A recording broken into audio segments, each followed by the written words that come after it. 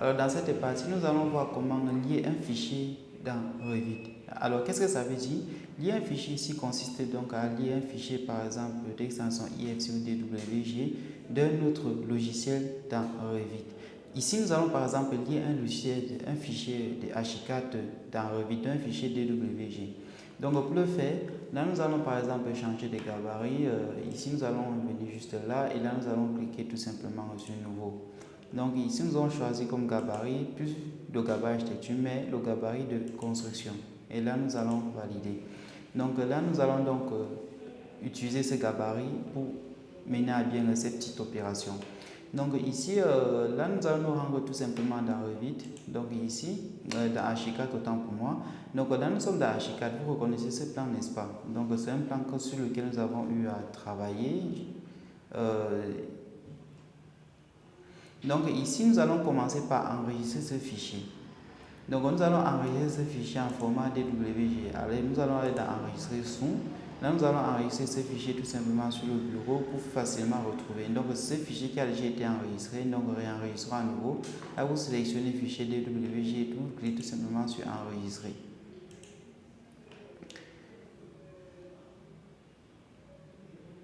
Alors, une fois ce fichier enregistré, vous allez venir tout simplement revenir dans Revit. Une fois dans Revit, vous allez donc vous rendre ici dans Insérer. Alors au niveau d'Insérer, là, vous ne voulez pas importer un fichier, mais vous voulez lier un fichier. Donc vous allez donc voir l'avantage de lier un fichier au lieu d'effectuer une importation brute. Donc là, vous allez venir dans Lier CA ou cas sont des conceptions assistées par ordinateur.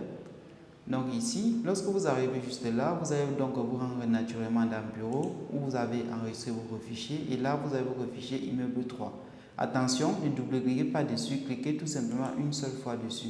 Donc là, vous avez votre fichier DWG. En double-cliquant dessus, vous allez enregistrer avec les paramètres par défaut qui se trouvent juste là. Si vous êtes désireux de modifier ces paramètres lors de la liaison, vous sélectionnez tout simplement en cliquant une seule fois et vous venez juste ici. Bon, au niveau de la couleur, vous avez la possibilité de modifier ou pas la couleur. Vous pouvez inverser la couleur, conserver la couleur ou bien importer tout simplement, lier tout simplement ce fichier en noir sur blanc.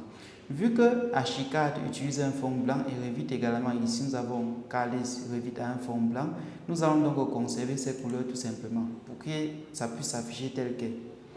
Ici au niveau des calques des niveaux, là vous avez la possibilité d'importer les calques visibles, spécifiques, invisibles. Donc ici nous allons importer tous les calques.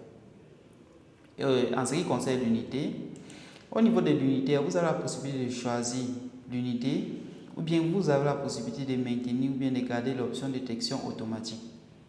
Je préfère garder cette option détection automatique, comme ça là ça va détecter automatiquement les unités que j'ai utilisées dans ce fichier H4 ou DWG.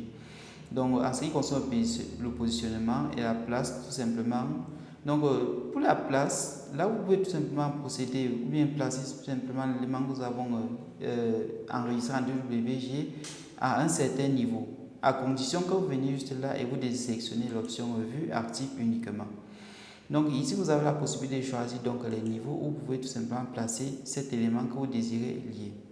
Mais ici nous allons garder pour le moment l'option vue active uniquement active. Donc une fois cela fait, vous allez tout simplement cliquer sur ouvrir et là vous allez voir votre fichier s'importer ou bien être lié tout simplement dans Revit. Donc ici nous avons notre fichier qui est dans Revit, mais vous constatez que là les éléments ne sont pas bien visibles, n'est-ce pas? Les hachures que nous avons utilisées dans H4 sont apparus ici tout simplement en noir sur blanc. Ici, vous allez donc voir l'intérêt de lier un fichier. Si nous avions importé ce fichier de façon brute, alors pour modifier tout simplement ce petit souci-ci, vous seriez obligé d'aller dans H4, enregistrer encore le fichier et réimporter à nouveau le fichier. Alors que lorsque vous avez lié le fichier comme ceci, s'il est certes vrai, vous allez vous rendre dans H4. Donc là, nous nous rendons dans H4. Ici, nous sommes dans H4. Nous allons commencer par masquer tout simplement ces hachures-là. Donc là, nous cliquons par exemple sur là, nous avons la dalle. Donc là, nous utilisons la touche tabulation pour atteindre les hachures naturellement. Donc là, nous avons notre hachure, clic droit, et là, nous allons tout simplement masquer son calque. Lorsque nous masquons le calque de ces hachures, voilà ce que nous obtenons. Alors, une fois cela fait, nous allons à nouveau enregistrer notre fichier.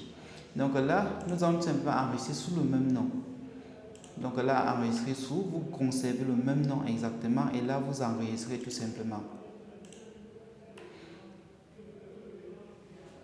Donc là, vous enregistrez.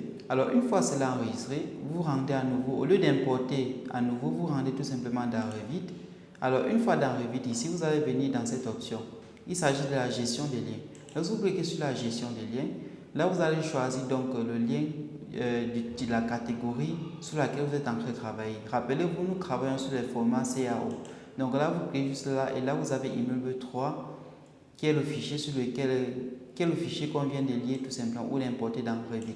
Vous sélectionnez ce fichier et vous revenez juste ici, vous cliquez sur recharger. Donc là, vous cliquez sur recharger et vous cliquez sur OK. Vous allez donc voir que notre dessin va automatiquement être modifié. Vous voyez donc l'intérêt de travailler ici avec les fichiers liés au lieu de travailler avec les fichiers importés de façon brute.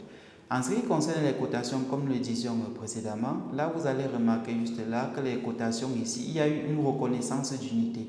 Donc là nous avons gardé exactement les mêmes cotations que dans H4. Donc pour vérifier cela, vous pouvez tout simplement venir là, sélectionner l'outil cotation, vous venez, vous cliquez juste ici et là vous regardez cette distance-ci. Donc là, ici nous avons exactement 5680 milli ici, soit 5,68 mètres. Donc les cotations ou bien les unités ont bien été respectées, ou les longueurs ont bien été respectées ici. Alors, c'était tout pour cette petite partie. On va donc se retrouver de l'autre côté pour la suite de ces formations.